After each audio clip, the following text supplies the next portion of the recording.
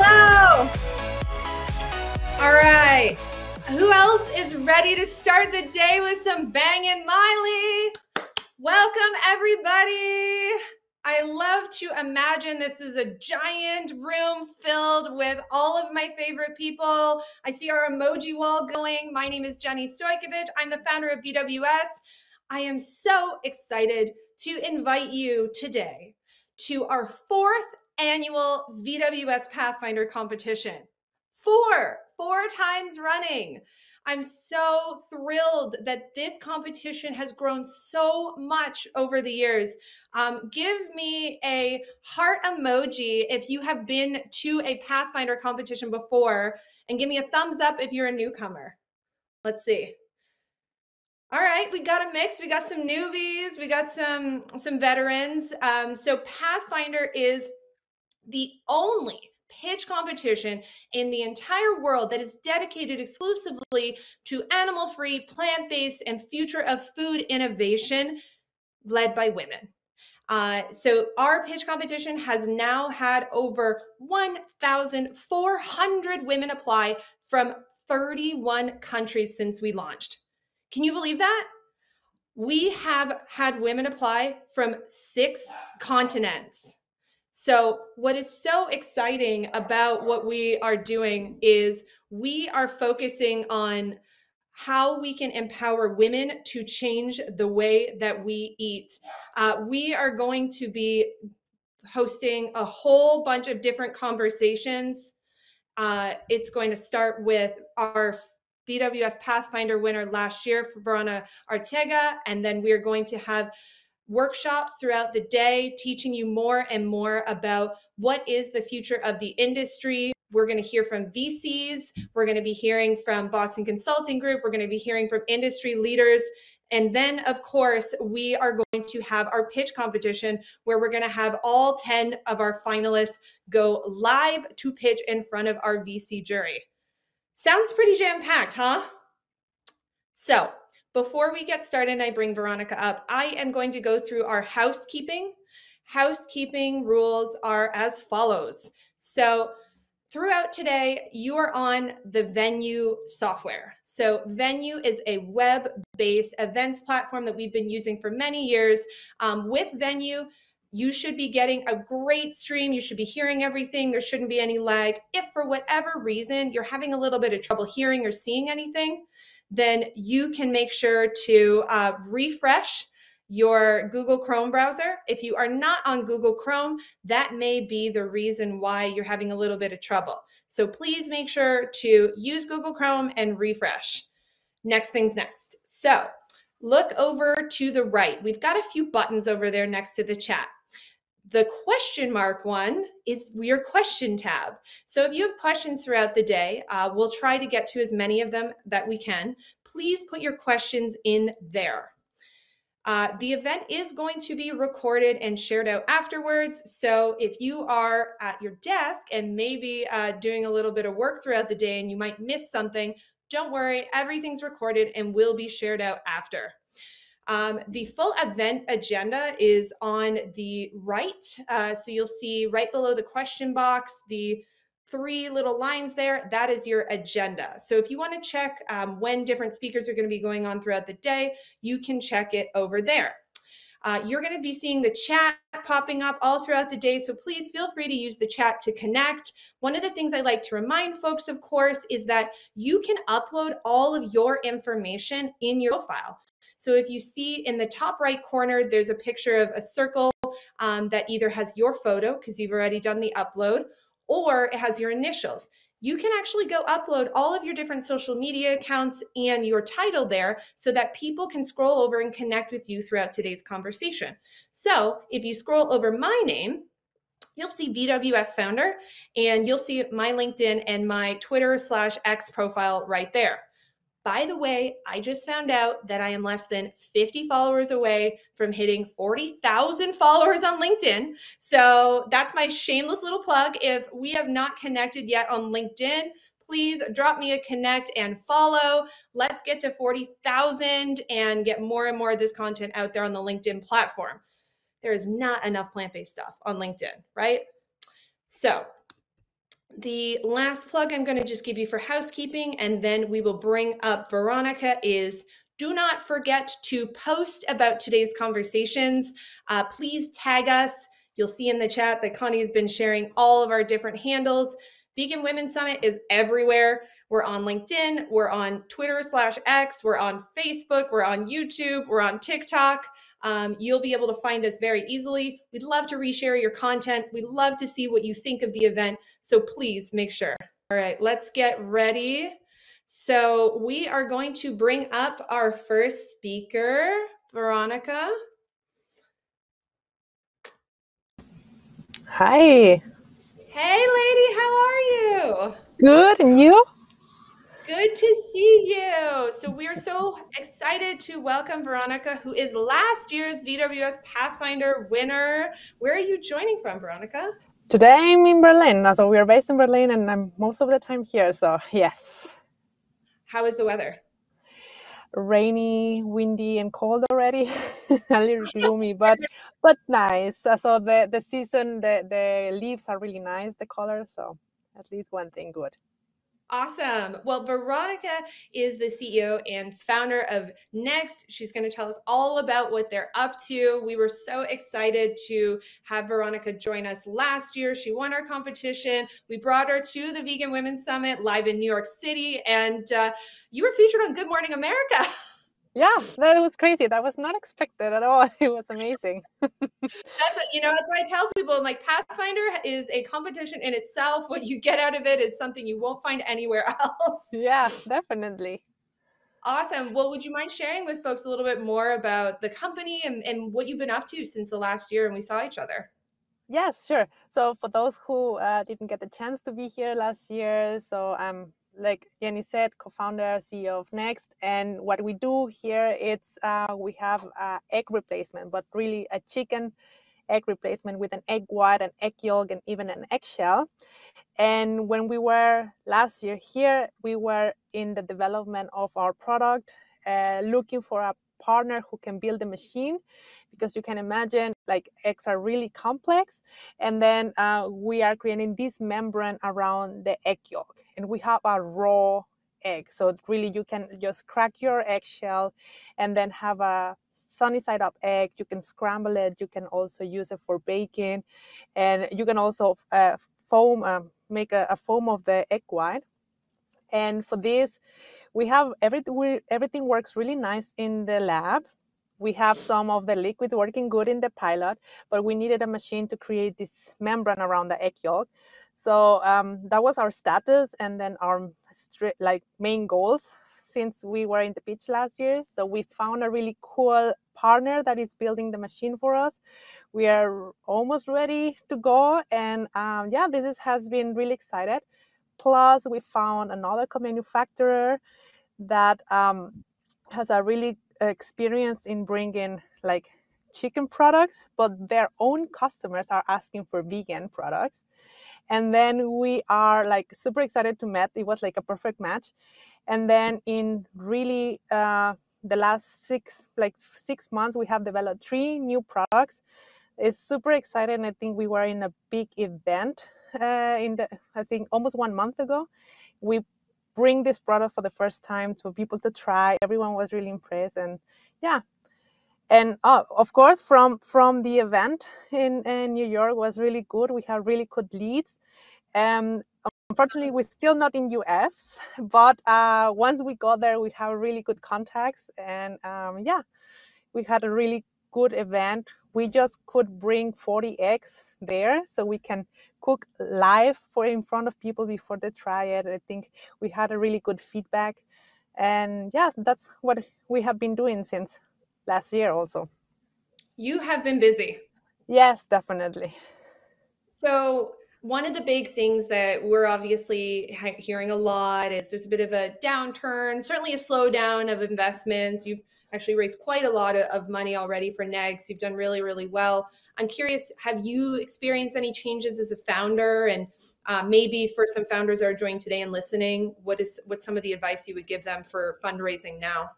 Yes, so luckily we were able to finalize our round last year. So it was a little bit before everything started to get a little bit more tricky. So right now we're starting to look for a little bit extra money, and I have seen and I fail a little bit the challenge that we have ahead. Because of these new products that we're launching, we don't need that much, so we're not really doing a funding round. But definitely, just for this small amount of money has been already challenging. So I can imagine for other founders that are looking for bigger rounds, the challenge that they have. I know that it can take more than 6 months just to find or to finalize a round. So it's crazy, yeah. So what kind of advice would you give? So it sounds like it's going to take longer than you think is probably one of the first pieces. Yes, definitely. What else do you think founders should be doing differently now, maybe versus when you raised? I think they need to plan with more time ahead, definitely. So they have to have their goals and the strategy a little bit more like plan and then start already. If you know you would need like money in 1 year, maybe already start, like try to reach out, try to plan, try to make the connections, and yeah, start as soon as possible, I would say. Yeah, there's a lot of interesting, advice, having a fund myself and talking with a lot of VCs. For folks that are joining from the investment space or work with founders, there was pretty much a winter from January to June almost in this industry. Right? There was very, very little money that was deployed. We're definitely seeing it increase and get better now in this last quarter, but it did really feel like everything froze, right? Did you experience that too? Yes, so like I said, we close our round on December exactly. So at least in the first half of this year, we didn't have to do it. But I talked with a lot of founders and I heard a lot of struggles that they had. So definitely, I didn't feel it myself or ourselves here in the company, but I think it was a common challenge for everyone. Yeah. So eggs is an interesting area that you focus on because, certainly over here, well, globally, there's been an avian flu pandemic since the last time we chatted. Yeah. It's so interesting. The pandemic, actually, the flu, avian flu pandemic, might I add to everybody, not the COVID pandemic, but the avian flu pandemic that happened after you were here on the competition last year, it was huge. We lost 5% of the laying population here in the United States with chickens. And so there was profound effects on the price of eggs. And I'm curious, how has that affected you? Are you getting a lot more interest? Like how has that been a positive for Neggst? Yeah, definitely it was really interesting to see the increase in price on the chicken eggs. So definitely affected a lot as a bad thing for the chickens, for of them, but a good thing for all the alternative egg companies are out there and they're looking to have a solution for this, because we could see kind of at least in US almost a parity on the prices, and I think this was really well seen. And after that, we also have a really more questions about it. And then it's also good because we can target that as our pitch, like, yeah, this happened and it could happen again. And it continually happen if we keep doing what we're doing in the industrial production of chicken eggs, right? Yeah. So I think that's the main topic that we had and that we share with everyone who was talking. For us especially didn't change that much because we're still not there in the market yet. So we are not really, I cannot say numbers right now, but once we do, we always try to reach the parity with the chicken eggs. And now it's a little bit easier. That's great. Well, unfortunately, we've all been kind of talking about for years the precariousness of how some pandemics and very real public health things could affect, meat, dairy, and egg production. And it sounds like eggs were the first one to really hit in this recent wave. Obviously, we've had swine flu and avian flu in the past as well. Do you think that governments are starting to look at things differently? You obviously are backed by quite a lot of funds in Europe, including funds that have participation from the European government. I'm curious how they're thinking about food. Yeah, I think now they're involved, like these topics are a little bit more into discussion. At least here in Europe, we have seen that in the last year, there has been a lot of movement within the governments for at least not killing the chicks, so the male chicks from all this egg industry. There was just, I think at the end of last year, beginning of this year, this was a law. So here in Europe, they're really not allowed to kill the male chicks anymore. Regarding the flu, it's a little bit different. I think they are trying, but there has not been a lot of noise. I think there was a lot in US and in UK, and I think here was a little bit more constrict, so it was not as expanded as in the US and the UK, so it didn't make that much noise. And then when things don't make that much noise, I think they try to put it a little bit aside. Yes. Yeah. So as we think about, the future of food, what are some of the other challenges or opportunities that you're seeing now that you're growing the business? Is there new opportunities that you would recommend that you don't think people are building enough? Like what are the white spaces in the future of food in your opinion? So I would definitely still say that there's a lot of opportunities in the egg category. We have seen a few coming out.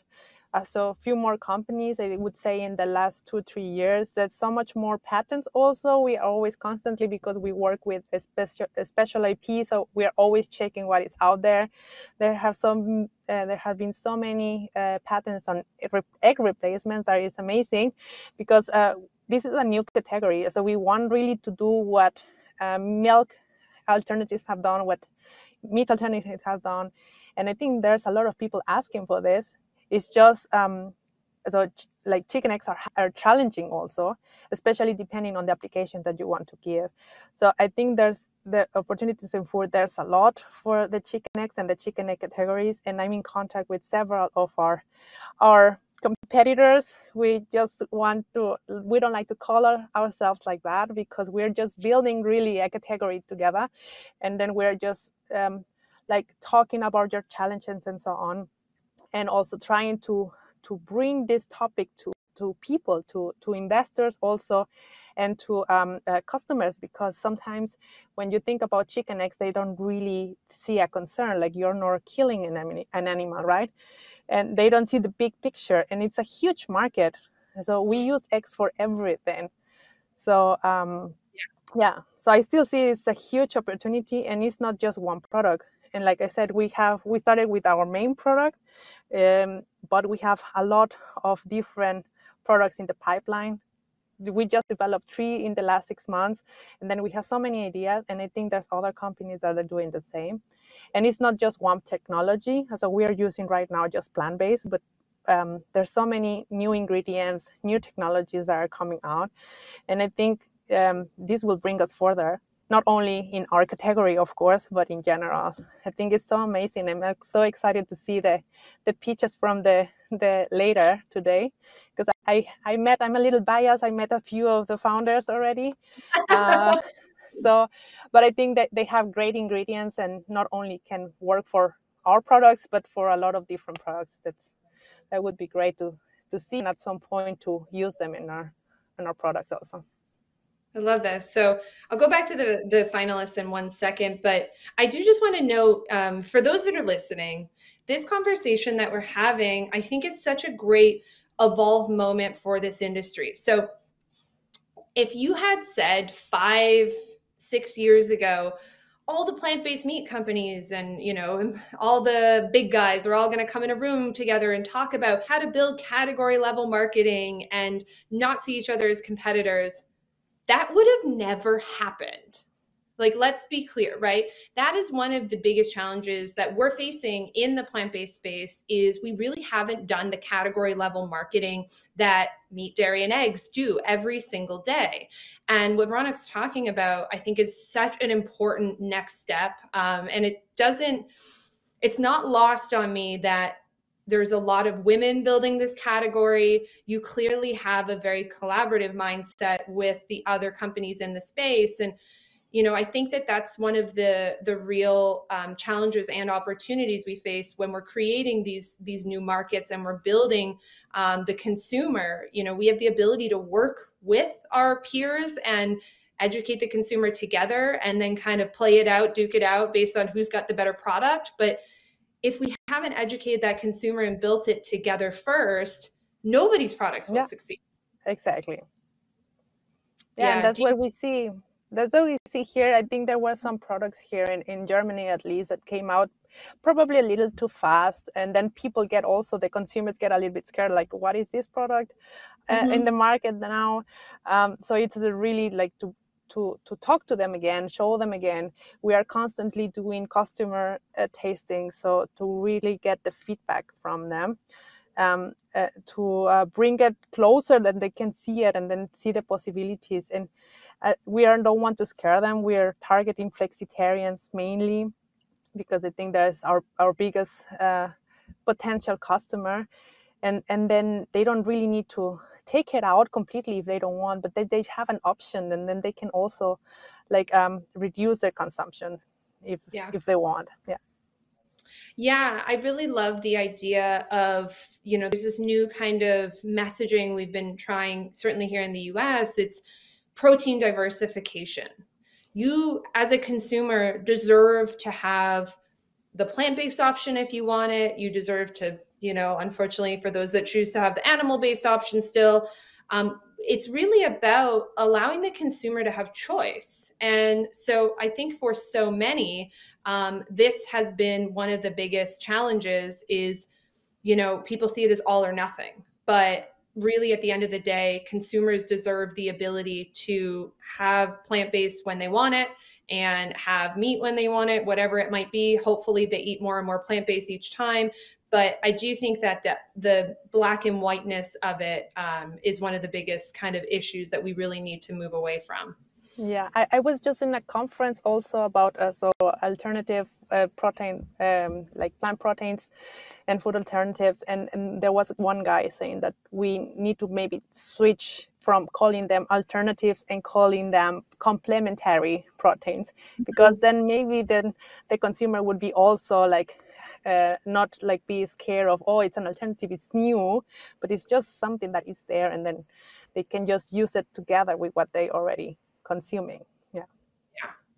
All right, so we have finalists coming up. We have our 9 finalists that are coming up later today. Some of them. I would be curious, what is your advice to them, especially if they're pitching for the first time, if they've ever been a Pathfinder, maybe never done a pitch competition? What advice would you give them?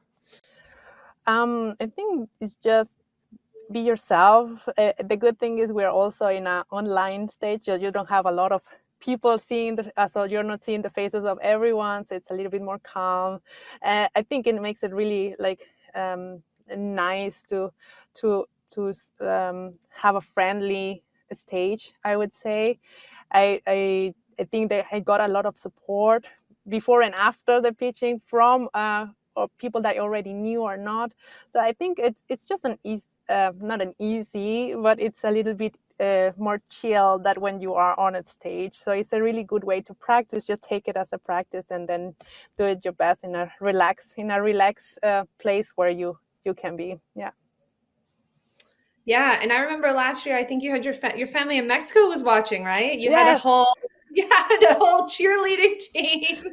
Yes, definitely. In Mexico, I have also some family in US, so everyone was there, waiting, and and it was really surprising last time because I think everyone had a really good pitch. All the other finalists were really good, and I was super surprised because I was actually waiting for the judges to make the decision, and I was talking with my husband they were good. I don't think I would get it. And then we were talking when suddenly I heard my name, and so I think as Yeah, I think everyone's doing their best, and I think all deserve a winning. Definitely, I think we're all making a huge impact. But yeah. Awesome.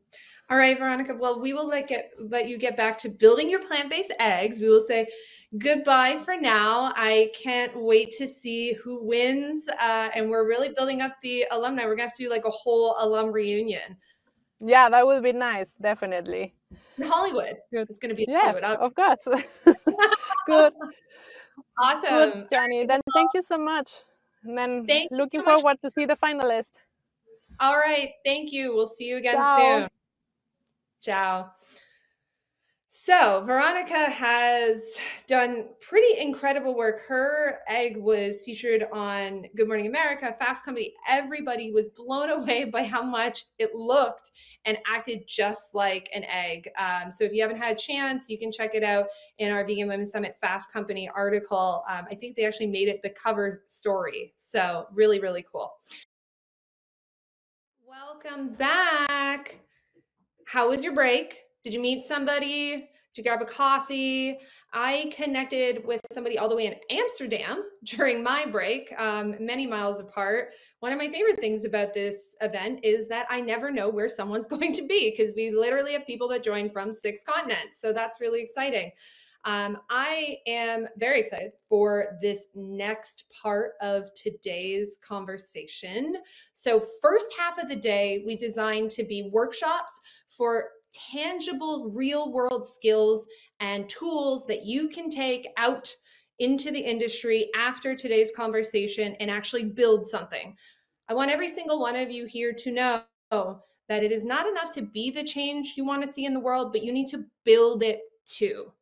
And this is what I'm hoping that each of you can gain from today's conversation. No matter who you are, no matter what you do, you can all be a part of building a better world for people, planet, animals. We can all be a part of that and build some change, okay? So this next part of today is going to be where we bring on 9 incredible women founders that are building that change.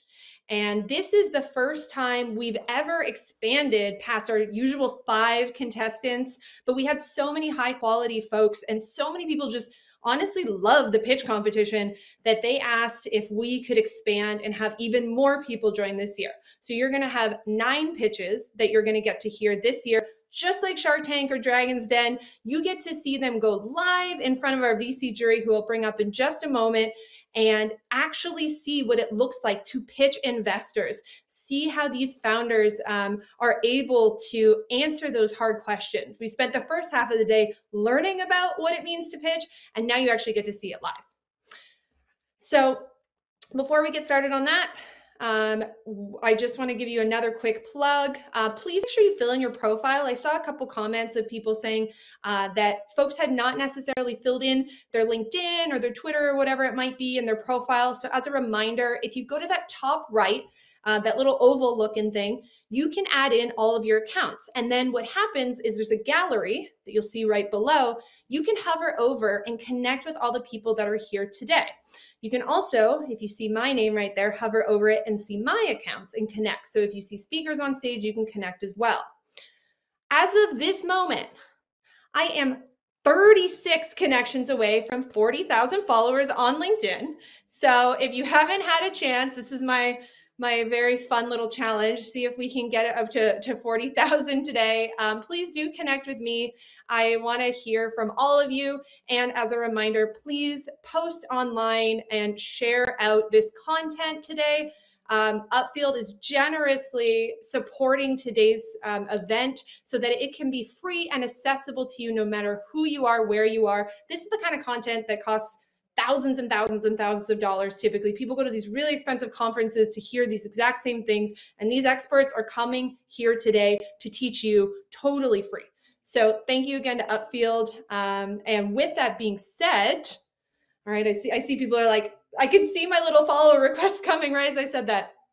Let's welcome up our VC jury. I'll give them a second to all pop up, and then we'll do an introduction. Let's see. Marlies, Heather, who we got? Let's rank everyone's office. Beatrice, Norme, and I got one more. Where's our last jury member? Got a stubborn camera. Caroline, the woman of the hour, who makes this event happen. Let's get her up on stage. Hi. There we go. Hi, everyone. All right. Welcome, everyone. We have the most incredible group of VCs, not just women VCs, but literally these women are the ones that are changing the way that we eat, future-proofing the food system so that we can actually make a livable planet. Here's hoping. It's my honor to introduce each of them. So we're in a little bit of a different order, but we'll hop based on what I'm seeing on the screen. So Beatrice Franco is the managing partner at Vita Ventures, and you're joining from, are you in New York? I am. Okay, hello East Coast. And then next we have Heather Courtney, founding general partner at Allwing Capital. Where are we? New York, Florida, where are we today? New York, just across the river from Beatrice. Very cool. I'm looking behind you. I'm like, that looks like a New York apartment. Is that a New York apartment? It sure is. That's the feeling. Okay. All right. And then we have Marlies Holm, who's a founding partner at Sustainable Food Ventures. I know that hippy dippy office anywhere. That is in North Carolina. How are you? I'm good. Very excited to be here today. I love that everybody's got tea with them. That's my favorite. That's how you know it's like a women's competition. We're like getting comfy. We're getting our tea. I'll plug real fast. My cup is the Vegan View, which is a great YouTube series that some young Gen Zers are filming out here in Hollywood. So if you want a fun show, Vegan View. All right, moving through. Then we have Caroline Cormier. Are you in London today? I am. Nice to see you. Good to see you. So Caroline is the VP of Corporate Development at Upfield and one of the biggest champions in this space that makes this entire competition happen. She's really been there since day one for VWS, I must say. It's really been incredible. And I think you're going to be really excited about today's finalists. Lastly, we have Norme Kadziana. I looked up how to pronounce it correctly. How did I do? Is it pretty close? Great. Yeah. I did it. Norme is the managing partner at Supply Change Capital. Where are you at today? I'm in LA, my home office. Okay, so you and I are, across probably the canyon from each other. Heather and Beatrice are nearby as well. So we've got mostly daytime, except for Caroline, who is generously giving us her evening. How's the event been so far? Everybody's enjoying themselves? It's been great, yeah. I must say, the PR stuff, I saw a bunch of investors were taking down how to get some PR for their VC fund as well. It's really cool that we've been able to get so many experts together because the goal of the event is really, let's give you all of the tools to build a company to change the world. And let's focus on bringing 9 of those exact founders up on stage so you can see what it looks like to pitch live. So some of you are returning jury members. Who's a new jury member this year? Okay. We have Beatrice, Marlies, Norme. Okay, so we're almost half and half. So I'm going to run through with everybody what to expect. So we have 9 pitches that are going to go live. We give every founder 15 minutes. We recommend for a founder not to use more than 6 minutes for their deck. Everyone's going to have a deck that goes up. And then after they're done with their deck, we will put them on stage with all of you. You will be in the background watching this entire time up in the top gallery. And then it is up to you to use the remaining minutes to ask them any of your questions. We do not do audience questions for this. This is specifically for our VC jury. So as soon as they're done their deck, let's fire them off. We are also super firm on time. If there's one thing anybody has noticed, even though we're a virtual event, we are pretty tight on time. So when 15 is up, 15 is up. We want to make sure everybody gets a fair shake at it. So that's what we're going to be doing for all 9 of the pitches. And then, of course, once our pitch competition has concluded, we will take the VC jury backstage and we deliberate in our fun deliberation room. And then there will be an incredible conversation with Sonali Figueras and Irina Gary, who are going to be up on stage talking about what they see for the state of the industry. So you in the crowd will get to watch that amazing conversation. All of the jury is going to unfortunately miss that amazing conversation while we're back deliberating, but don't worry, it's all recorded. How does that sound? Perfect. Awesome. Great. And I have one more surprise. So we are going to give away a fan favorite this year. So this is our first time doing it. So we will have our VC jury, of course, crown our Pathfinder winner, who wins our grand prize, where we come out to the Vegan Women's Summit. This is what we did last year with Verònica, with Good Morning America. We set you up. It's going to be incredible this year in Hollywood. But this year, we're also going to give away a fan favorite, which is going to be voted on by the audience. So while the VC jury is deliberating, you are going to get the chance to vote, and we will give away a set of tickets to VWS in Hollywood to our fan favorite. So we got an action-packed day. You guys still with me?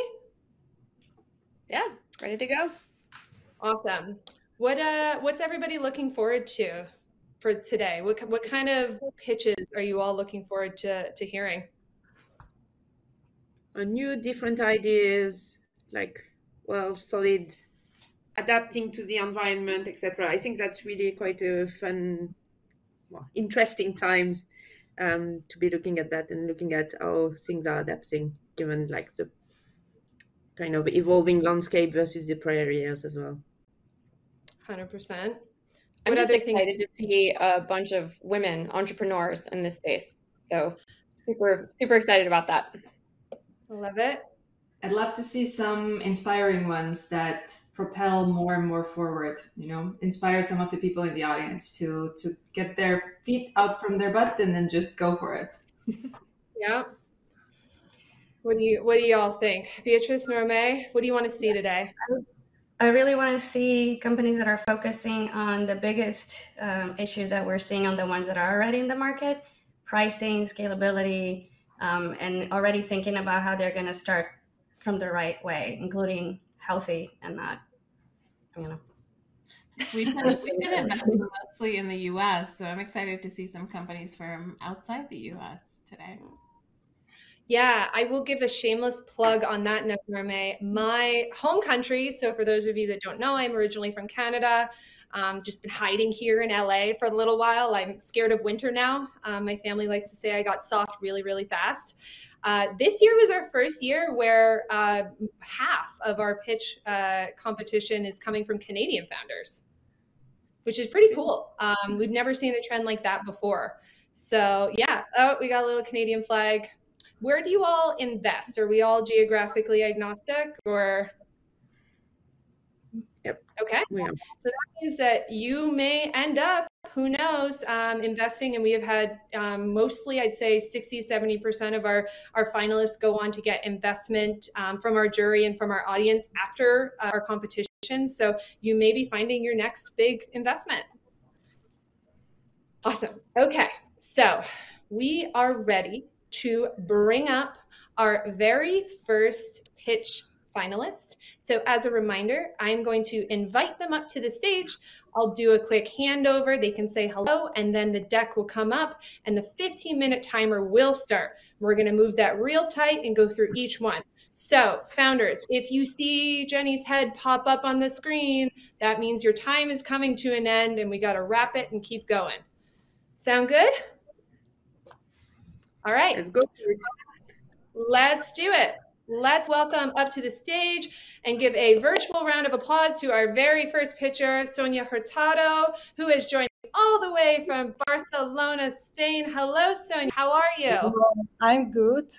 Feeling a bit sick, but good enough. Oh, no, that's unfortunately been a bit of a trend today. Well, we're really excited to have you here. I am going to hop off the stage, and then, Sònia, I will leave it to you. We can't hear about what you're building. Great, thank you. So we are POSEIDONA, and we nourish the people at the same time we heal the ocean. What if I tell you we could transform a huge environmental problem into a solution to feed our overpopulated world? What if I tell you we are transforming these invasive seaweed and algae side streams into delicious and nutritious food products? Well, that's exactly what we do at POSEIDONA. We are 2 female scientists founding team, Dr. Maria Cermeño as the Chief Scientific Officer and myself, Sònia Hurtado, as the CEO. I've been in the food industry for almost 20 years, and half of this time I focused in developing alternatives to animal-based products. I'm the former co-founder and CSO at Current Foods, a plant-based seafood company that was backed by the Y Combinator. And Maria, she is an expert in developing protein ingredients from circular food materials, including algae. She's been the last 7 years conducting postdoc research precisely on that topic. And the last year, she's been also working on the improvement of plant-based protein properties. So we both know how to do amazing ingredients from these seaweed materials. So at Poseidona, we certainly bet for the macroalgae, but we don't cultivate it. We develop protein ingredients from algal side streams, for example, from gallifires producers like agar or alginate. And we also use these invasive seaweeds that you saw before, so we can remove them from the sea where they are causing damage. From this raw material, we've developed a methodology that we are protecting under patents, allowing us to obtain a protein concentrate and a protein hydrolysate as our first products that we expect to launch by the end of next year. And we will also develop a texturized protein that will come a little bit later in 2025. As you might have guessed, we sell our proteins to companies developing alternatives to animal-based products. And we already have letters of intention from them with a value of more than 300,000 euros. We are also in conversations with other segments like the pet food industry that could become potential clients as well. And so this way we'll jump to an ocean of opportunities because according to Markets and Markets, the global plant-based protein market is going to hit 17.4 billion by 2027. And our biggest competitive advantage is our product is in cost parity with soy protein. And this, I know it firsthand, is key point when it comes to product development, more so considering the last times. Soy has been the mainstream for the plant-based products for a reason, because it's cheap and it has an overall great quality. We propose a new source of protein that, being equally affordable, is by far the most sustainable. And we are right now closing our first round that will allow to conclude the development of our 2 first products and protect the IP while we keep building our team. And we already have some great partners supporting us. This is the rest of the team. We recently onboarded our first employee, Oscar, who will be fully focused in the sensory improvement of our products. And we count with an amazing advisory board and collaborators that support us both in R&D, financials, and business strategy. We believe the key to feed people is innovation, but we have to explore and exploit it in a respectful and sustainable way. Thank you.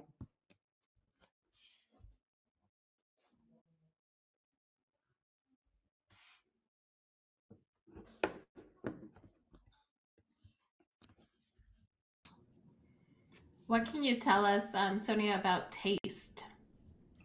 So this is certainly one of the biggest challenges that we are facing, and that's why we decided to hire someone that will be only working on that, so removing the taste, removing the odor, etc., and also the color, because yeah, we all know that algae and macroalgae has this challenge, and our purpose is to get something that will be as close as possible to soy. That's what we identify as our target, or what we want to be the closest possible. So, Sònia, I missed the part that you were talking about not cultivating the seaweed. What is your raw material? Where do you start from? And what's the supply chain like for that? So we are using side streams from people that's already working with algae. For instance, companies that are working with agar, that are producing agar. We already have a partner for that is a major producer of agar in Europe. And they used it to be clients of mine, and talking with them, they explained that they had this byproduct that has a lot of protein, but they are not using it. And so that was our first start. And then this is, in parallel, we are having this project about the invasive algae And specifically here in the Mediterranean Sea, there's the Rugulopteryx okamurae that it's causing a lot of trouble since 2015. And so this is something that we are doing in parallel. It will take more time because it's also there is a lot of bureaucracy involved. And so in the case of the side streams, it's just we get this raw material and we do the extraction of the protein, and then we have this methodology that we are developing, that we are protecting as well, that helps us also to remove the sensory or to improve the sensory aspects like we were talking before.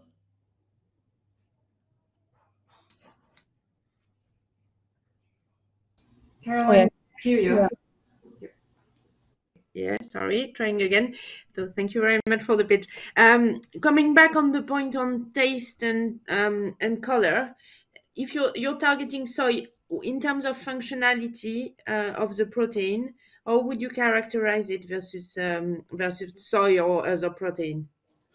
Yeah, this is a great question. The functionalities at this moment, because we are doing the development, we are just seeing where we are in general in terms of gelification capacity, emulsification capacity, foaming, etc. And then since our target is soy, we compare it to soy. And so there we see where we are. And then so we do the benchmark for functionalities. And then also the same for the sensory. But I have to say also that we have a strategy that most probably our first version of the product will not be optimized in that regard. And so that's why with the LOIs that I've explained to you, they all are from companies that we have a relation with. And our purpose is to work together with them to see where we are, to see if the product is already suitable to them or not. And so for some of them, specifically the ones that are doing plant-based seafood, it could be also even useful, certain coloring that we have because it's sort of red. And then it can be also useful, maybe the ocean taste. So for some of them, it might be already good, the first version. For some of them, definitely it's going to be a little bit later, being honest, because it's all a process. And we estimate that we will get the optimized version that will be really close to soy in 2 years. And so when you think about going forward in terms of like key customers or key product application, where so you say proteins, but what do you mean by proteins? So we have the protein concentrated, the protein hydrolyzed.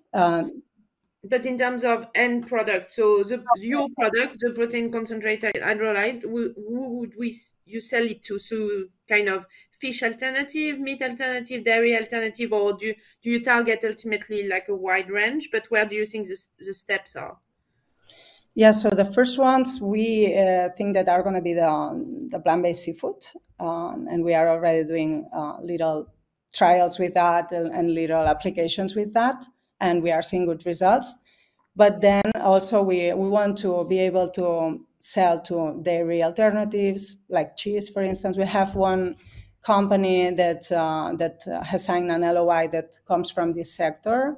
And then from the meat alternatives as well, we have several that are interested. We really discovered that we have a lot of interest, and also the other segments of the industry that I was referring to, besides of the plant-based alternatives, also are companies like, for instance, bread producers like frozen bread doughs that they have some variations that have different proteins for the product, like keto breads or low-carb breads. So they are also interested in our proteins, and that it's a segment that we identified that we were surprised because we were not expecting that. So it's another one. Then the pet food also. Clearly, we are in conversations with a couple of companies for that. And so, yeah, this is more or less. And then, yeah, I wanted to also add that it's not only the plant-based alternatives, but it would be the alternatives in general, because we could even, I don't know, sell ingredients to companies that are using precision fermentation because they will need complementary ingredients and other proteins, perhaps even the taste.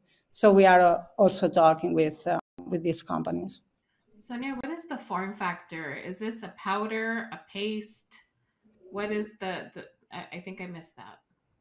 It's a powder. So the first two products, the concentrate and the hydrolyzed, are powdered. And then the third one, that's the texturized, this is solid. So it's like if it was a rehydrated TVP, something like that. And just for explaining you also why we decided to go for the hydrolyzed, it's because I myself, doing different applications, identified that a lot of companies want to increase the percent of protein, but they don't necessarily need to change the functionalities of the product, right? And they don't want to change the product. They are okay with it. The formulation is fine.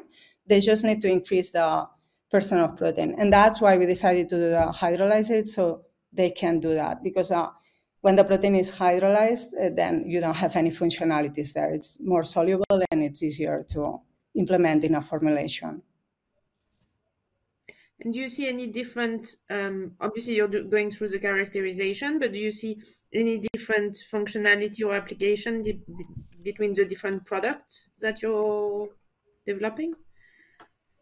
So for the moment, I think it's too early because we haven't done all the applications that we want to test. And it's in our strategy to test them once we get going and once we get more prototypes. Now the prototypes that we have are lab scale, so you can imagine that we are still using small amounts. For sure, we have plans in the beginning of next year to start scaling up and to start piloting to have more amount and then keep optimizing it. So we have it's all in our strategy for the R&D. But for the moment, the applications that we have been testing are more related to plant-based seafood. But I'm trying to understand why you're targeting like different products. What's the purpose of the different products that you're targeting? Okay, if I understood correct, let's see. So in the case of the plant-based seafood, you could use the Sorry, let me rephrase. Okay. So why are you doing the protein concentrate, the protein hydrolyzed, and the TVP equivalent? Sorry for butchering that. So why is the three different? What are they targeting in terms of different segments? Yeah. Okay, so let's see if I can explain it summed up. So the concentrate adds functionalities, meaning if you want to have something that's like a gel, you could use a concentrate. The hydrolyzed just enhance the protein amount. So you want to add protein amount in the product, but you don't want to change it. Then you have the hydrolyzed. The texturized adds texture. And so it's a whole different thing because then it brings the meaty aspect. It brings also this mouthfeel. So, and this way it's different. The concentrate, I think it could be used for many applications. The hydrolyzed too. The texturized would be only for meaty, finding the meatiness for meat analogs or seafood analogs. Thank you. Sònia, you mentioned that you'll be close to soy in functionality in about 2 years. Could you talk through just when you'll reach cost parity with soy and the slide that you showed? Like, you know, at what point are you going to get below €3 a kilogram?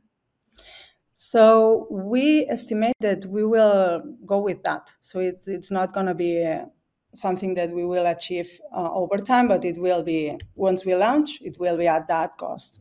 Because also the advantage that we have is that the raw material that we are having, we are not cultivating. So we don't have the expenses of cultivation. We don't have bioreactors, so we don't have that either. And we just are getting this raw material that's super cheap. It's even for free, almost. And so then the cost comes from the methods that we are using and the process, but it's not crazy. So that's why we can be that low. Okay, thank you. Thank you, Sònia. Let's give everybody a round of applause. We got some virtual. It is not easy to be the first founder to go up. And another thing I just want to say real special about Sònia is she's joined Pathfinder with her last company. So she is breaking through as a double founder, which is incredible with how, I mean, I think that 2% of funding for women, for all VCs. So the fact that you're doing it twice is really incredible. Congratulations. Thank you so much. Thank you. Awesome. All right, so we will say goodbye to Sònia for now, and let's get ready to bring up our next pitch competitor. This is Saskia, who's joining all the way from the Netherlands. Hello, Let's hello. go. Hello, hello. Welcome to the stage. We're so excited to hear about what you are building. I'm going to pop off and let's get started. All right. So welcome from Time Traveling Milkman. My name is Saskia Tersteeg and I'm one of the 3 co-founders of Time Traveling Milkman. And I want to start this pitch with a little story. Mainly because I've been lucky enough to grow up with 2 parents as entrepreneurs. And on the picture on the left, you see my mother with her concrete building company. And she's been super inspiring to me. One day, however, when she asked me, like, would you want to take over this business? We really started to doubt together, like, okay, we've always been doing this. Concrete is everywhere. Like in the base, it should be a good idea, right? But why take over a business when also knowing that maybe at the very base, concrete is not the future, right? And at the same moment, I also started to study food technology. And yeah, I really like nature. Well, I put in the second picture. And I realized as well, we are really at a crossroads. We are really building, let's say, a food system on the back of animals, cows as well. So largely animal-based products. And we need to go towards a sustainable future, but we cannot bridge these 2 worlds yet. And by 2050, we'll be with 10 billion people. And will we really bridge these 2 worlds, right? So what we believe with Time Traveling Milkman is that we can bridge these 2 worlds with dairy alternatives. Dairy alternatives are a good idea in principle, but the taste and texture of plant-based dairy currently still keeps really disappointing consumers. It was already touched upon in the last pitch. What is the taste? Taste. Well, if 73% is disappointed, and maybe you're one of the lucky 27%, you might still wonder, what is this long ingredient list? Why is there allergens in there? Why is it tropically sourced ingredients in my product? So you might really have questions about also sustainability and health on these products. Luckily, we are here with Time Traveling Milkman to provide irresistible creaminess without compromising all the other factors that I just described. So let's dive into this technology, what we're making and what we're doing for a quick second. Usually you take cow's milk, defat or skim that into a dairy cream. So this dairy cream is then processed into, for example, ice creams, cream cheeses, cooking creams, yogurt, for example. So very yummy dairy products. I mean, I've eaten them. I like them. They're very dairy indulgent. But as I said, we're at a crossroads and I cannot keep doing this. I cannot keep eating these products. Luckily, with Time Traveling Milkman, we can create exactly the same creaminess, but this time we just do it from sunflower seeds. So we indeed looked nature in the eye and we saw we can take sunflower seeds and water, just 2 ingredients, and then with our patented process, we make a cream from that, as you can see in the picture. That cream is then B2B sold into ice creams, ice creams, cream cheeses, and cooking creams, and also yogurts.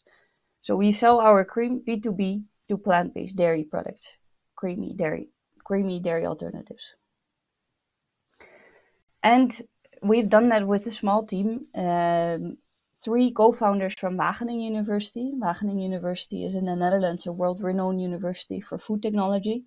And all 3 co-founders, we've studied there at the little oil droplets that we're working with. And we really took the science from the lab to the food, and we really want to bring it to the people. So the last years we have scaled up until 10 metric tons in 1 year, and we're even building a production of 1,000 metric tons where we can produce in one year. And 1 patent is already granted and 2 are pending now.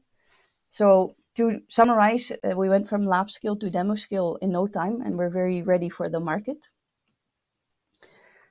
And to summarize as well, we are really finally make it possible to replace dairy cream without compromising on sustainability, health, convenience. So we have a very mild process, low amount of ingredients that we use, 10 times lower CO2 emissions than dairy cream, 100% plant-based. We don't have any allergens in there.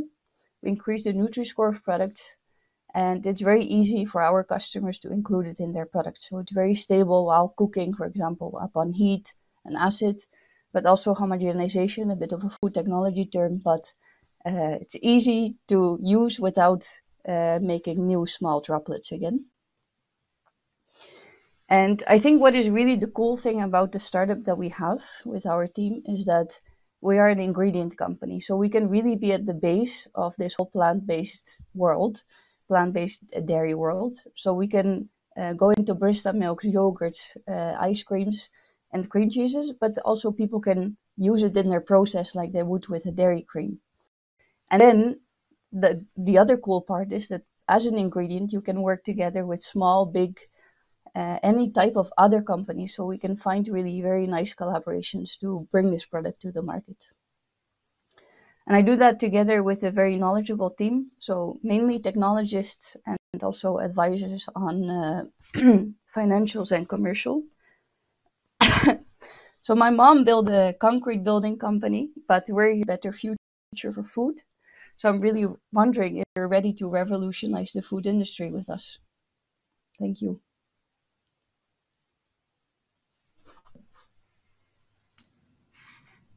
Hi, Saskia. Thank you for the pitch. I had a quick question for you on how it works from the customer standpoint. I know it's B2B. Does it work one-to-one substitution to dairy cream, or do they need to change the process to end up making the same final product? No, so they can use it exactly as the same ratio as you would use for a dairy cream. So it's the same fat and protein composition, and also has the same level of creaminess and mouthfeel when you add it. But it doesn't change the process at all? No, you can just include it. Yeah. Thank you. Easy mix and match.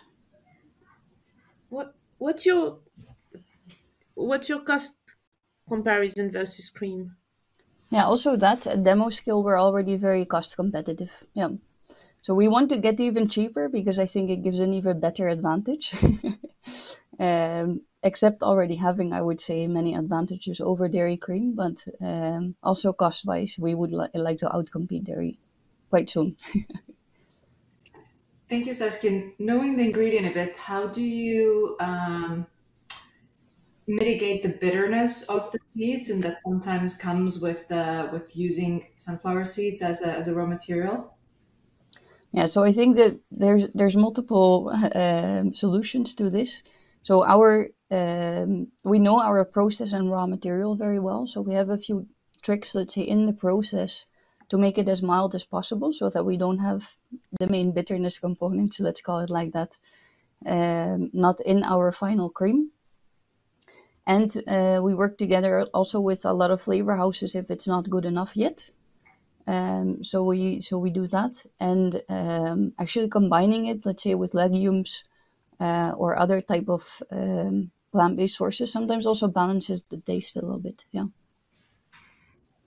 Thank you.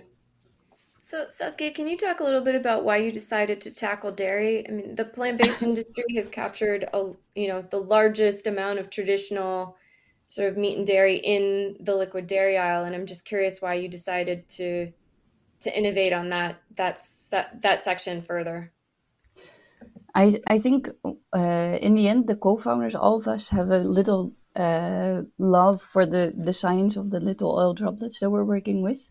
And we've extracted this for many type of purposes in the lab, let's say for cosmetics, for or encapsulating of things, even for pharma, I think it can be used. But when you really look at the cream itself, so the product where we really saw potential in, it looks like a cream. So why would you start further off from what it is than what it is? So we thought if it looks like a dairy cream and we cannot, let's say, market it as a dairy cream, then we should do something else. But I think so far so good. We are seeing a lot of interest, especially for plant-based fats, because it's quite overlooked, I would say, in the protein transition, as they call it. So I think there we really found a gap in the market where people were really looking still for plant-based creaminess that is very easy to use. So I think it was a bit of a bet, but it's working out quite well. Yeah. And at what stage are you able to produce the 1K metric tons? So do you mean time-wise or sorry? Sorry, so is that the next, you're doing this raise in order to get to that volume of production, is that correct?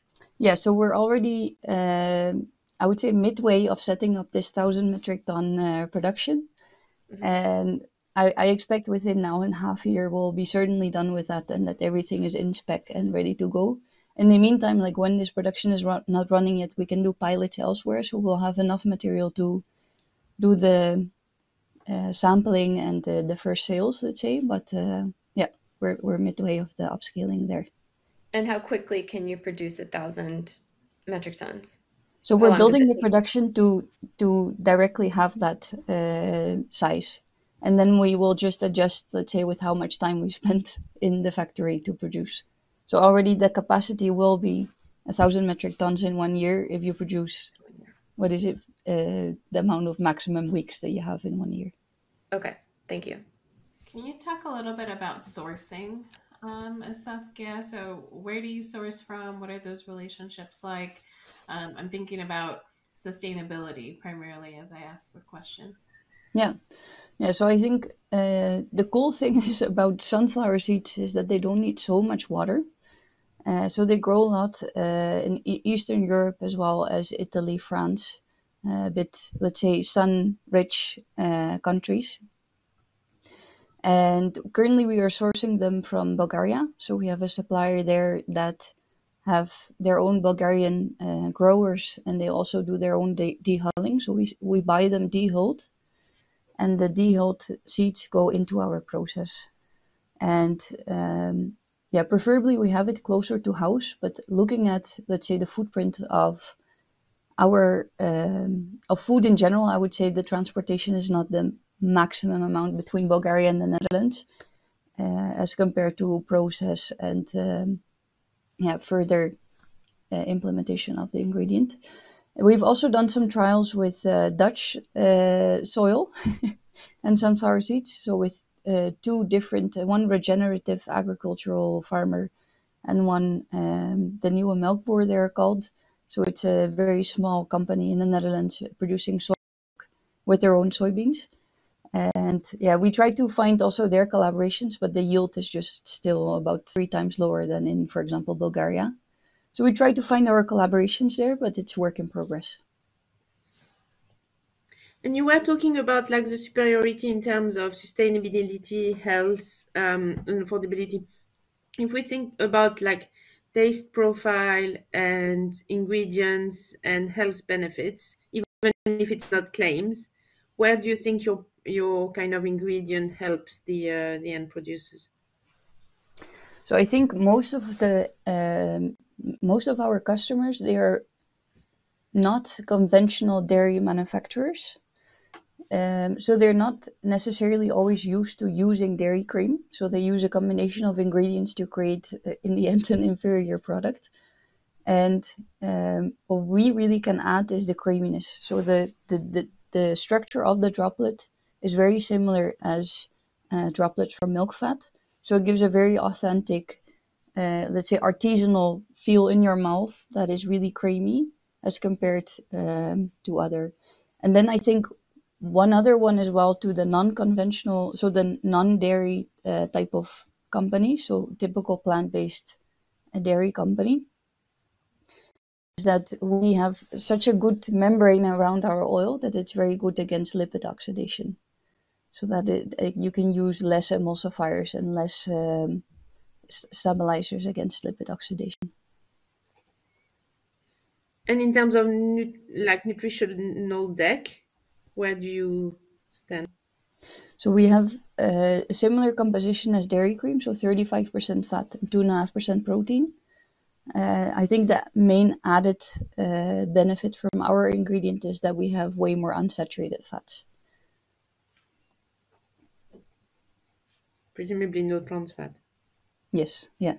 We have a very mild process, so we don't heat up until the pasteurization. So there we no trans fats.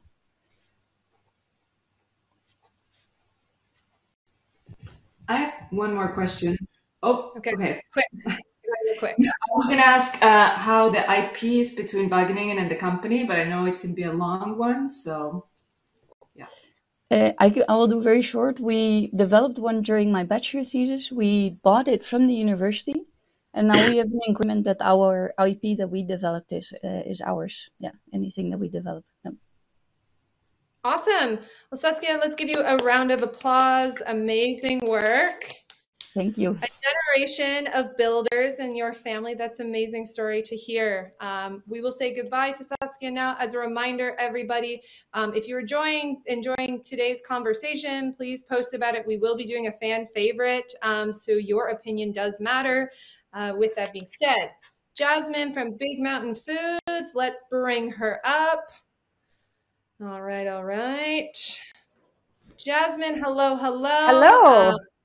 From my fellow motherland, I will pop off now and can't wait to hear what you're building. Awesome. Everyone can hear me okay, I hope. Good afternoon. My name is Jasmine Byrne, COO of Big Mountain Foods. And I hope the deck's going to come up here. Oh, there we go. So first, I just want to say I have a tremendous amount of gratitude. It's kind of ironic that it's Vegan World Day today, and I've been following the Vegan Women Summit for quite some time, and it's just awesome to be on this platform. It's a little surreal. So I'm going to walk you through investing in a brand by plant-loving flavor seekers today. So I'll just dive right in. The purpose of today is obviously to expand our outreach in the investment world in order to take Big Mountain to the next level. So Big Mountain actually is a little bit unique compared to other companies raising equity in the fact that we actually went through traditional financing for quite a number of years and just went through financial institutes and some government support. So now we still have one single owner, and it's time to really scale the operations. We wanted to make sure that our business plan was tried and true before really going out to the market and finding an equity partnership, but more importantly, a strategic partnership. As Jennifer actually mentioned previously, there's this category in particular lacks marketing, and this is what the proceeds will go towards, is really getting our products in people's mouths. We know for certain, if anyone's seen us at trade shows, as soon as you try our products, you fall in love and become a consumer. So as I kind of mentioned, we have a facility and with actually over $25 million in capacity. So we're ready to scale. We just need marketing support. So what is the problem that we're trying to solve? So our founder, Kimberly Chamberlain, was actually born and bred in the natural and vegetarian world. It was a way of life for her growing up. But the business really evolved when she started having kids, and myself included had allergies, and my sister had allergies, and my brother had allergies. And there was nothing on the market that was fresh, plant-based, and that was also gluten, soy, and nut-free. So we really wanted to be the brand that solved this problem and led the industry. So Big Mountain, when you invest in Big Mountain, you're really investing in industry-leading technology. We've branded ourselves on 3 pillars to success. We are focusing strongly on fava beans. And fava beans actually are one of the most regenerative crops, as well as they're the most climate friendly. So we all know that there's lots of issues going on with climate, and we wanted to be able to secure our supply and go with a bean that is adaptable to many different climates. When we built our facility, we really wanted to focus on upcycling. Upcycling is extremely important to us when actually 30% or more of the global waste happening today is from food plants. And we're producing byproduct that's actually nutritious and delicious. And we want to be able to put that back into our products for the consumers, so there is no barrier that they can do their part in upcycle. And third, we are investing in mycelium. We traditionally have always used mushrooms, but now we have partnered with another Canadian tech firm to actually leave pea protein behind and move towards texturized mycelium by the end of this year. So our story, we were established back in 1987. We launched into the US market in the fall of 2019. We're still proudly woman-owned and family-run. We have a strong supply chain as we've expanded into our 70,000 square foot facility. We are a proud member of the Upcycled Association, and we always remain true to our principles of sourcing local. So we really got our big strides when we were accepted into the Accelerated Growth Fund in Canada. They really fostered our growth and were aligned with our goals to implement and develop the first ever soy-free tofu factory in the world, and helped us scale up, bring on a core management team, some of the top engineer firms in the world, and expanded from there. So why Big Mountain? Well, according to SPINS data recently, the top 4 plant-based brands in the US are actually trending downwards, and Big Mountain Foods is trending upwards. So we're very proud of that. We are an award-winning brand, so we've actually won 2 of the prestigious Neggst awards for our soy-free tofu and our Lion's Made mushroom burger. We have over 17 products in the market, 91% penetration in Canada, and over 4,000 stores carry our products. I touched on fava beans already, but we know we're very proud of them. They're good for you, good for the earth, and this actually is our woman-owned farmer with her son there. And so we know our farmers, very proud of that, and of course always support diversity. So our tofu is actually higher protein than traditional soy tofu, but a little backstory, we traveled all over the world for over actually 6 years because we wanted to get the tofu right. We wanted to make sure it had the same texture, taste, cooking as traditional soy, but without the allergens. So the consumer would really understand that we're still tofu, you're not missing out on anything, we're just the next gen tofu. So when I say here that we're ready to take on 10% of the North American tofu market, we actually have seen from recent SPINS data that we've successfully actually taken 12% market share with our recent launch in sprouts from the traditional brands. So we're on trajectory to really take on that 10% of the tofu market in North America. As mentioned, we are actually quickly rising to the #1 tofu at Sprouts. Very proud of that. Sprouts was one of our first partners to launch the tofu, and it's been extremely successful there. And distribution, we've recently been listed in places like Sprouts, Fresh Time, Meijer, the Fresh Market, as well as we are sold across Canada. So our US growth strategy, we are very much strongly focusing on the US market. We have an extensive sales team in the US that comes with a CFO and a full accounting team that really helped draft our projections to be not lofty, because we know that that was an issue a few years ago, is that people were over-promising and under-delivering. So we took these projections on what our velocities are now and what successful listings we actually have planned for the next few years.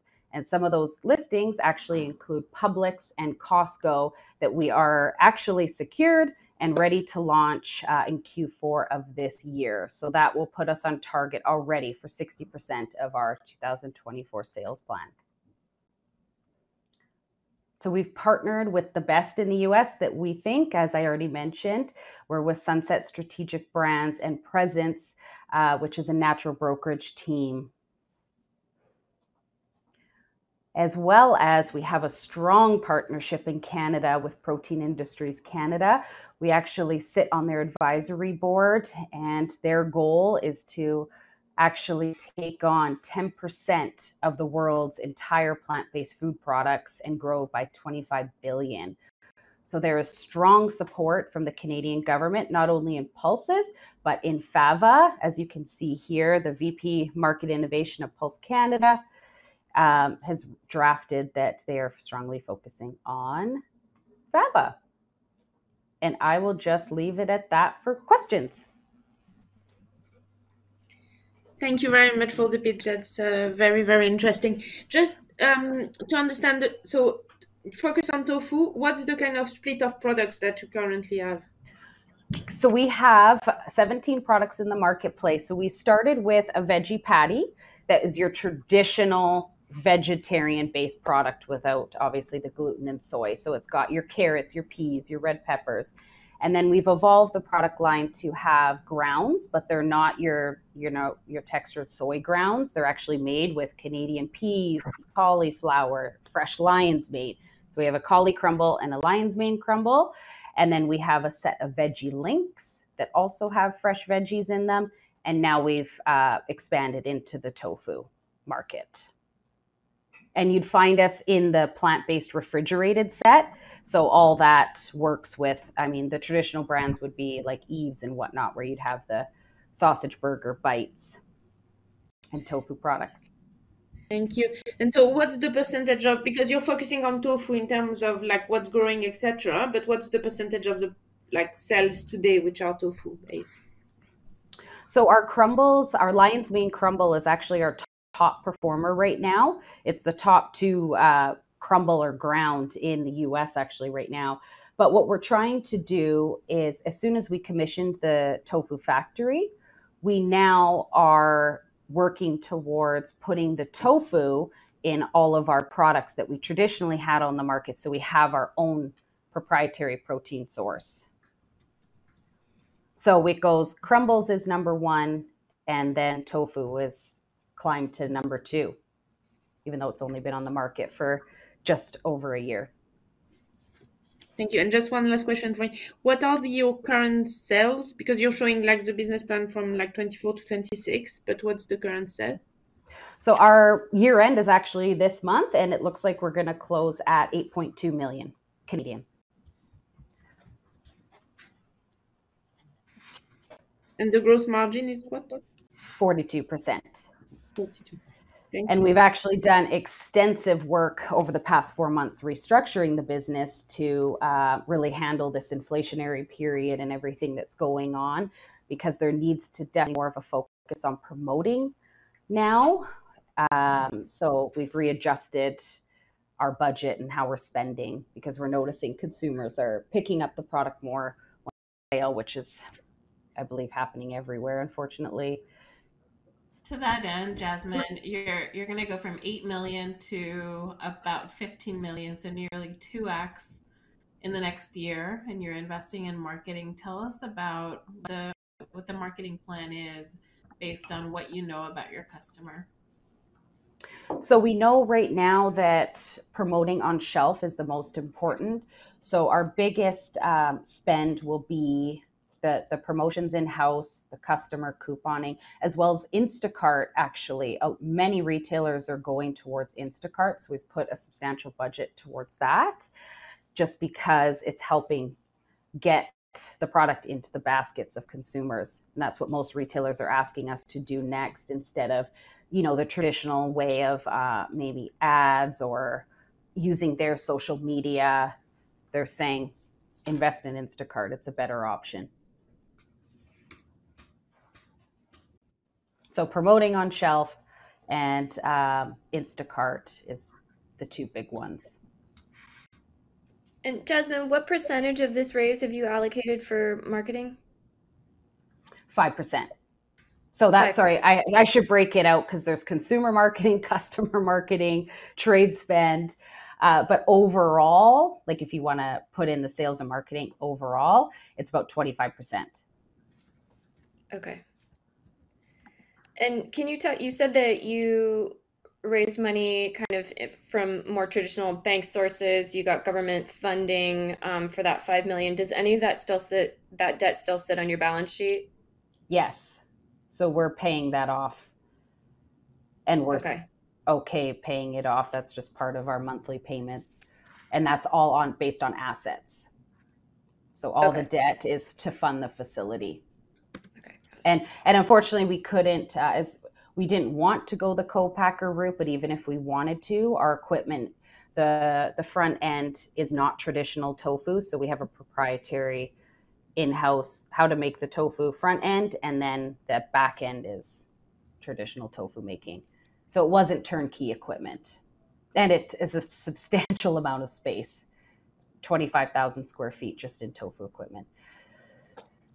I'm going to try to get a question in the 20 seconds left. But when you said you're going to move, basically double the revenues for next year, are you counting on already orders that you have? Or how many new orders are you counting on to get to that? About 40% new orders. Amazing. Well, thank you so much, Jasmine, for joining. Let's give her a round of applause. We're very excited to continue on today's conversation and bring up our next finalist. This was such a really great example of Alicia's presentation, all the paths to viability of building a business and how all these different companies that are coming up to pitch are actually doing it differently. So really great real life case study. All right, next thing, we've got France that is coming up from Tiamat Science. Let's bring France up. We're going to switch it up to a little bit more scientific now. Welcome to the stage. I'm going to hop off. Take it away. Thank you. Hi, everyone. Thank you, Jenny. Yes, very happy to be here. Thank you. So I know some of you, and yes, I've been following this event for a while, so I'm glad to be back here. So I'm France. I am the CEO and founder of Tiamat. So Tiamat is a biotech company. We are producing recombinant proteins in plants to enable new technologies in the pharmaceutical industry. So the background from me, I am a biochemist. I always have been passionate by biochemistry and all the wonderful things that we can do with biotechnology. And I always wanted to have an impact. So as I come from France, Lyon, I worked naturally in the pharmaceutical industry because we have a big cluster there, and the biochemists, it's no more thing to do. And so I have a strong background in pharmaceutical processes in regulated environments for pharma. And I created Tiamat to offer an animal-free alternative to shift towards sustainability pharmaceutical industry that has a big impact on climate right now, even though we don't talk much about it. Yeah. Okay. Yes. So our technology is called the plant molecular farming. So it's also transient expression of plants. It's a temporary modification of the plants to express many different proteins. So we have access to a wide range of proteins that enable us to reach out different markets. So we have opportunities in several global markets that are building right now and can be very huge to enable them to scale up. So our proteins are fit for industrial processes. So we have great quality. So right now we did some testing with a cell culture fields, and we had very great feedback. What is great about our platform is that it's very quick. We can produce new proteins in 3 months and do several iterations, like 4 iterations in the same in a 1 year to set them in production. So at the quickest, we can develop a protein in 3 months and set it in production, which is a new standard for the field. As with fermentation system or mammalian system, it can take up to a year. And also the other plant systems working with stable lines takes at least a year to have a production for a specific protein. We are set to be GMP grade, and the most important one is we can bring down the cost of high value proteins that are right now a limit to the scale of new technologies in the pharma industry. Why? So all of this is called biomanufacturing. So we do biomanufacturing with plants, but today biomanufacturing is made with fermentation mostly, and fermentation systems have limits on size, and this leads on higher cost for the proteins, and also those processes still rely a lot on animals. Our solution is to use plants, as I said it before. So we use plants, we grow them indoors in vertical farming, which bring down the cost considerably of the capex. So vertical farming is way less expensive than fermentation systems. And as we are using plants, they are a small consumer of energy and water. So this brings down also the cost of operation. That allows us to be 10 times to 40 times cheaper for high value proteins used in pharmaceutical systems. So this is a glimpse of our pilot facility that we wish to build in 2025. So you can see we grow the plants, then we infiltrate them with the bacteria to introduce our modification so they can express our proteins. And then at a spike of expression, we harvest the plants, we extract, and we purify. We have validated the early stages. So in less than 6 months, we could express, when the technology was set, we could express 5 proteins and have a good consistency in our batch, in our sample batches that we are still making at lab scale, so very manually. So we are now building our production for 300 milligram per month for the next year, and the next stage is to raise a Series A to scale 200K plants, so we can fulfill the contracts that we are closing for next year. So we are raising right now a seed 3 of 4 million to generate 100 million of revenue over 5 years. So basically, we did in R&D support, we worked a lot with a field called cellular agriculture. I'm sure you have heard of this field in the food industry. So they were our beta testers, basically. We sent over 45 samples, and this is how we got the good data and the good pool of data that we have now. And now what we are doing is we are working exclusively with pharma to proof of concept, so exclusive proof of concept that will lead us to supply for 2025, and with the ultimate goal of licensing or mass production, depending on the customer's need.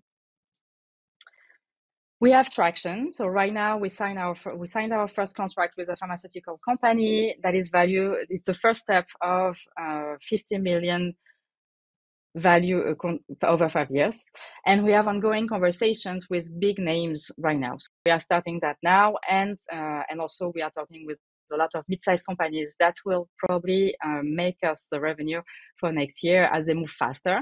And with the cell culture, so cellular agriculture field and regenerative medicine, we had good conversations too. So right now, as I said, we are raising our seed 3 is the spark for us to pivot to more pharma and be profitable by 2025. So we built a great team. So I'm happy because we just hired our new VP of operation and our chief of staff. So they are, and our CFO. So they are structuring Tiamat right now. Pratima Acharya has great experience in the pharmaceutical field, more than 20 years, and she knows a lot of big names, and she's really well placed in the field, I will say. So she worked with many people. So she will she will help us to set us for success next year on the business and on the quality of our quality internally. Ryan has been here with us on the board since 2020. So very happy to have him. He has been a great mentor so far. thank you so much for listening. Thank you so much for being here. I just wanted to invite you to just join us to build a more sustainable healthcare system. The pharmaceutical industry, it's still overlooked, but very very important, and animal-free products are definitely needed. Thank you. I have no idea of the time. Yes. Hi, friends. It's great to see you Hi, again. Beatrice. Good to see you too. I had a question for you on the facility that you had up for the 2025. Do you plan on using venture dollars for that, a combination of venture dollars and other types of financings? And how much do you expect CapEx to be for that? Yes. So the CapEx for that is around 5 to 7 million. And what is great is we are building essentially equipment. So we are not building, it's not inbuilt facility. So those are units, vertical farming are units that we replicate. So we have access to debt financing for that. So we are looking for that, not all venture capital, so we can keep it for operation. Thank you. Hi, France. Can you talk a little bit more about how food fits in? Yes, so it's a very good question. So we recently shifted. So we were working a lot with food since 2020, and we did shift in September to more focus from pharma, because for food we were making growth factors. That is a very expensive element of cellular agriculture, but right now everything is slowing down for us. So we decided, strategically, to shift toward pharma, but we are still there for food. So we still keep the conversation going, as they will need to scale at some point, and we will be there because our platform can be used at scale for growth factors. We can do anything when it's set. So when the time comes, we can go back to food. What sets you apart from other cell ag players? So our differentiation factor you're asking? Yes. We were the fastest to make growth factors. So our technology is very fast so we can have monthly batches. For example, if you compare us to other plant-based growth factors company for cell ag, they have a long time of production and to develop new products. So we were very fast to set on the market our product, and we can also shift and adapt to markets as we are doing now, as we can make new products in 3 months. So this was the main.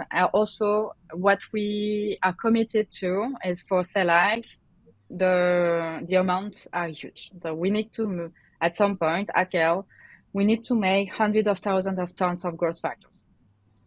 And this, we are committed to do it indoor and not use huge lands to grow crops to make the growth factors. The value of that first contract you shared is pretty remarkable. 50 million over 3 years. What do you need to build out, whether process or equipment or team, in order to deliver? Yes. So it's over 5 years, but it's still big. So right now, what we need to do is more to deliver on the proof of concept. So right now, we need to deliver the first proof of concept. It needs to work. It will by the end of the year. So we already expressed the protein, so that's great. And so we need to do that, and then they will need to test. So it's going to they test. And they might order more, so more around 10 more enzymes for the next year. So basically, we need to deliver now and next year on the proof of concepts So we don't need to buy new equipment for that, but we will need to have the pilot facility, so 5 to 7 million, to supply them by in 2025, 2026. But the quantities are still small, so we can manage them in our labs for next year. We'll probably need to add maybe 3-4 people. Hi, France. Can you talk just a little bit about the cost of your proteins? So you're able to produce them more quickly than competitors. Can you talk just about, where you are as far as pricing goes, and then how you've been able to, I guess, produce more quickly than other folks that are using molecular farming as a way to produce growth factors or proteins? Yes. So on the price so we can reduce to 10 times to 4,000 times for proteins used in pharma when they are high value. So there are set of proteins, so specific proteins that are very, very expensive, and we can reduce this cost. The important thing to know about those proteins that are today very expensive, they're not expensive to make. They just the price was set on the use. So the use was small for a long time for new therapies, as it was only for R&D. So the big ones, the big suppliers, Thermo Fisher, Merck, decided to put a high price for small quantities to make profit. And fermentation is also limited in scale. So that's why the price, as we can make more. Sorry, we reduce the cost with the plants. We can already be 10 times in our lab right now. Sorry, I was confused with the time. I hope it's fine. Oh, you are right on time. Let's give a France. This is another great example of a lot of technology that we use in food can be used in other places too, and that can help us potentially get that scalability we need for food. So we will see you hopefully again soon. Okay, we have our final picture before our quick break, and then we will have a short networking break and do our final pitches. Asha, welcome up to the stage. Good to see you. Hi, are you joining from Canada, or are you back home? I am back home. I'm in Vancouver, BC. Okay, all right. I will let you take it away. Amazing. Thank you for having me. Hi, everyone. I'm Asha Wheeldon. I am the founder of a brand named Kula. Kula means eat in Kiswahili. So a bit about myself. I was originally born in Kenya and lived in Toronto, Canada for over 20 years. And so for me, food really signifies key value for myself. One of the big takeaways is around community. From growing vegetables, I grew up in a very small land that was community-based.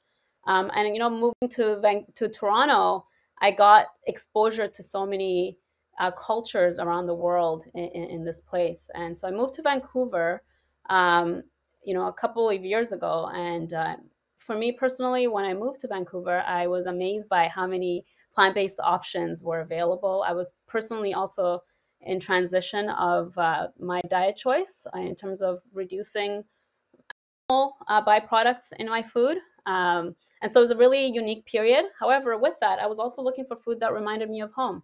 And I personally did not see that. That was represented specifically East African food and Caribbean food. And so I made this big move from tech. I was in tech for 15 years to the food space. And I was also a new mom. So I started at Vancouver and UBC farmers markets just by selling some of our prepared meals and sauces.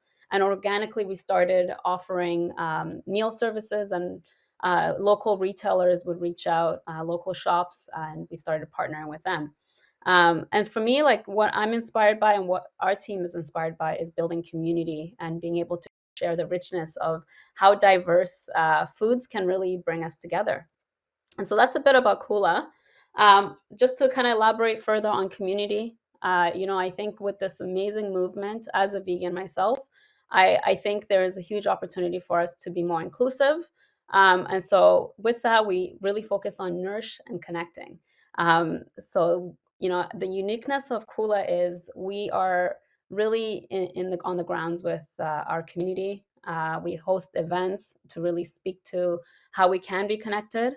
By doing this, we've been able to inspire a more positive shift in the way we eat and bring more folks to the table that may not consider incorporating more plant-based foods on their plates.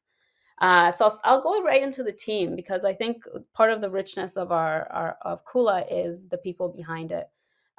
So between the three of us, Gavin Gordon and Mel Panton, we bring, you know, a key passion around inclusivity, equity, and sustainability. I do believe those three really need to work together to move forward.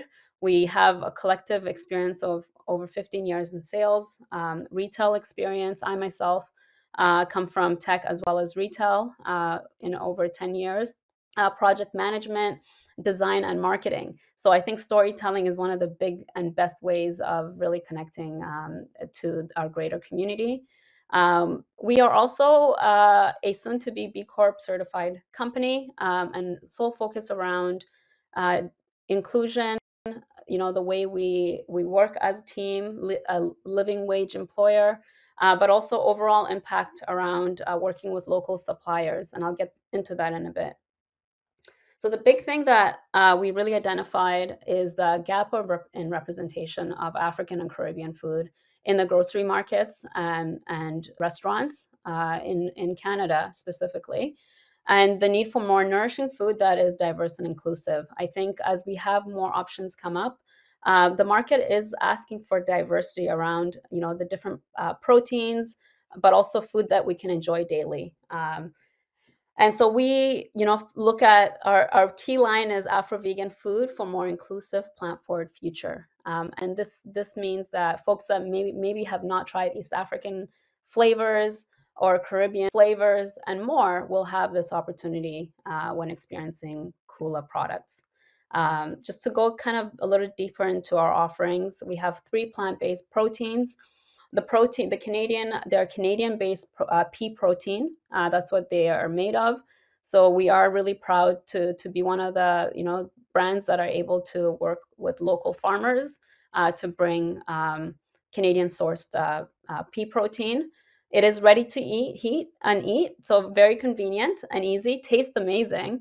We use everyday ingredients without compromising on flavor or taste, and appeal to, you know, many dietary needs, gluten-free, no added sugar, and it is soy-free. I think looking at the perspective of better for you, so low sodium, for each serving you get 10 grams or more of proteins, and there are no additives in our foods. A couple of years ago, we started experimenting with our sauces, started making barbecue sauce to create our barbecue chicken protein. And for myself as a chef, I was really shocked by the amount of sugar that went into our sauce. So we made a decision about 1.5 years ago to remove sugar. And further to that, we've since adapted our ingredients, and we use monk fruit in our barbecue red pepper barbecue sauce. So this means that those that have diabetes or are looking to reduce the intake of sugar are able to use our barbecue sauces and hot sauces. Now, in terms of the market, it is a growing market. We all know this right now. You know, there's an expectation that we could be at $77.8 billion in USD by 2025. In the Canadian protein segment, currently at 12.31, this continues to grow annually, and we expect to see a 14% increase in 2024 by 2024. And the one thing we've identified is more and more folks in Canada are looking to include more plant-based in their diet, so up to like 40%. So that's huge. And then there's a segment that is not necessarily answered to, and we really want to speak to this, is looking at Black Americans, African Americans, as well as African Canadians, who are right now 8% are adopting plant-based or vegetarian diet. And that's huge. That's, you know, the rest of the market is at 3%, so 5% more So this is really speaking to health and the need to look at more natural forms of answering to diabetes and high nutritional values that's required. In terms of our go-to market, we've been quite unique in a company that's gone through a couple of pivots in the past couple of years. We partner with local grocery stores, over 250 in Canada, natural grocers. We also work with food service, including 2 of the universities here, UBC and SFU, and local restaurants. And then further to that, we really wanted to keep our connection with our market. And so we do offer direct to market through Amazon and our website and other third-party online retailers. So it's a really great mix, which allows us to diversify our sales channels. Again, I think the big thing is storytelling, marketing, and being able to support the partners that we work with. And so we do offer in-store demos, flyer ads, promotions, trainings, the staff at these places. And so that's quite unique. In terms of competitive advantage, I think the innovation around highlighting more Afrocentric flavors is needed. And so we are answering to that. And this is like no comparison in the market with other plant-based analog options. No sugar, so the use of no sugar and low sodium is a big thing. I think the larger market needs this, and we are, more and more consumers are looking at the labels and beyond just, plant-based or vegan is, how else does this serve? So we are really mindful of this. The fact that we are utilizing Canadian-grown pea protein is great. It's great for sustainability factors, but also working with local suppliers. It's easy to consume, ready to heat and eat. We want to make sure it's really easy, right? So that's the big step, and I think that's what we're hearing today. And I'm really proud of this big thing. We really look at the intentionality behind the brand and what we do, and so we are currently awaiting for B Corp certification, but we have been operating through the B Corp model for the past couple of years.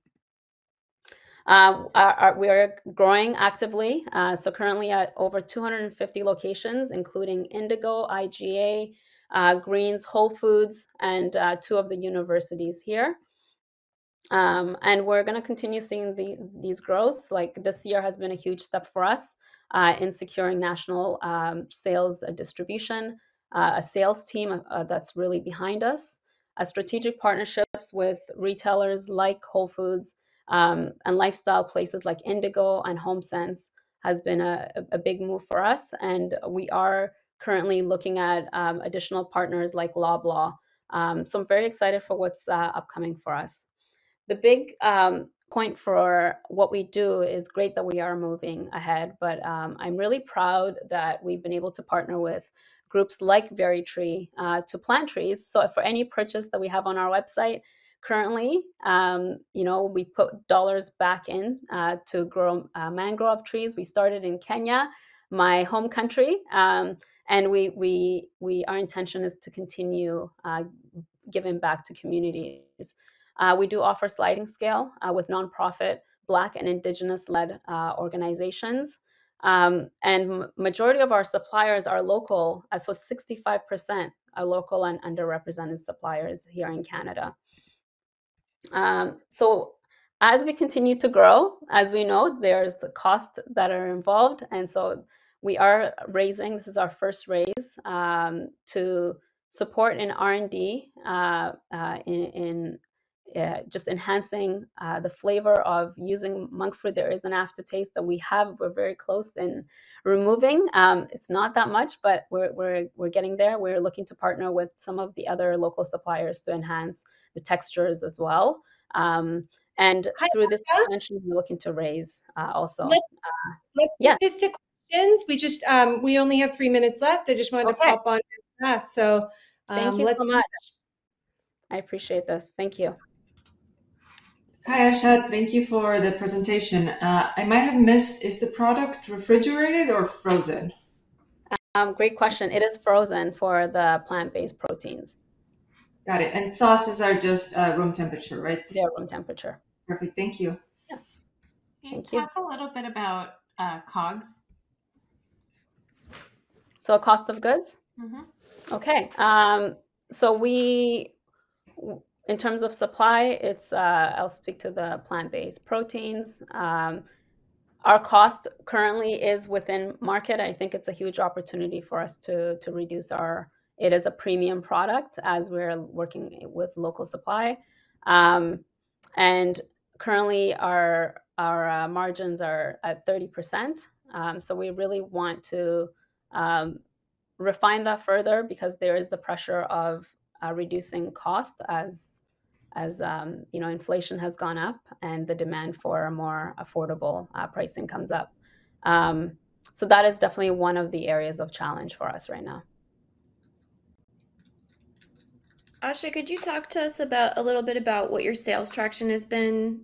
Do you have a projection for run rate for this year? And then also, you said that you're in 200 Canadian retail stores. Could you break down sales, what are turns per SKU per week there? Absolutely. So in terms of our current run rate, it's at 250,000. I would say, definitely COVID has hit us in a way that we needed to pivot. And so I would say in terms of the retail space, we are fairly new and are expected to meet 250,000 for this year. Based off of the partnerships that are coming up, we are expecting to double in 2024 our revenue. In terms of turnover, I think one of the biggest changes for us has been the sampling. And because of sampling, we've been able to see orders coming in week over week with each of the retailers we're working with. Amazing. Let's give a round of applause. Thank you so much, everybody. And we will see you again soon. All right, so I am here with a quick update. Our poor Caroline in London has had her internet go down. We knew it was bound to happen. So we're hoping to get her back up for the next set of pitches after the break. And the other most important update, for those of you that have been following the tale of Vexy, Vexy just survived 6 seizures at the age of 15 and a stroke. She has been here with us at Pathfinder all day. I get constant emails of people asking me how she is. We are good to go. This is our oldest plant-based lady, I think, that's joining today. So let's all go take a quick break. You can stay on and network or feed your dog, or of course, grab a coffee, and we will see you again in 15.